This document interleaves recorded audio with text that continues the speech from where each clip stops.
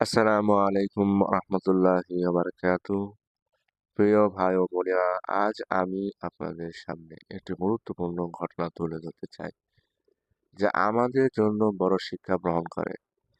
একদিন আল্লাহ রাসূল সাল্লাল্লাহু আলাইহি ওয়াসাল্লাম ইসলামের দাওয়াত পৌঁছে দেওয়ার জন্য বিভিন্ন শাসকদের কাছে চিঠি পাঠালেন। এই চিঠিগুলোর উদ্দেশ্য ছিল তাদেরকে সত্যের পথে আহ্বান করা।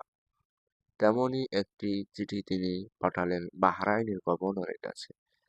গভর্নর সেই চিঠি সম্মানের সাথে গ্রহণ করে পারস্য সম্রাটের কিসরার কাছে পাঠালো।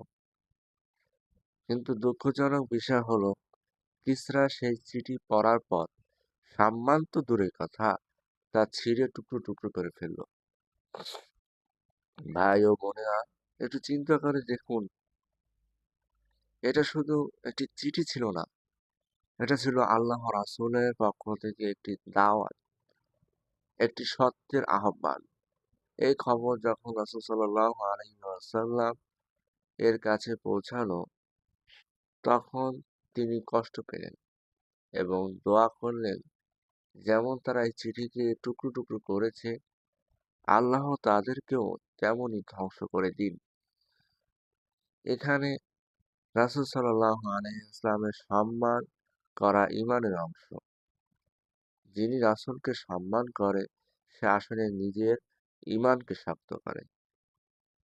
অহংকার মানুষের ধ্বংস ডেকে আনে।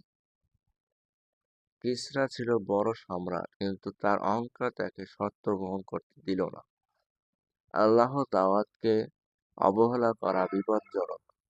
যখন সত্য আমাদের সামনে আসে, তখন তা গ্রহণ করা আমাদের জন্য দায়িত্ব। ইতিহাসে আমাদের সতর্ক করে, কিসরা সাম্রাজ্য শেষ হয়ে যায়, কিন্তু রাসূলের দাওয়াত আজও বেঁচে আছে। শেষ কথা হলো আমার একটাই, ভাই ও বোনেরা, আপনারা যেন কখনো আল্লাহ রাসূলের কথা ও সুন্নাহ বা দাওয়াতকে অবহেলা করবেন না, বরং ভালোবাসা, সম্মান এবং অনুসরণের মাধ্যমে আমাদের জীবন গড়ে তুলি। আল্লাহ আমাদের সবাইকে হেদায়েত দান করুন। আমিন।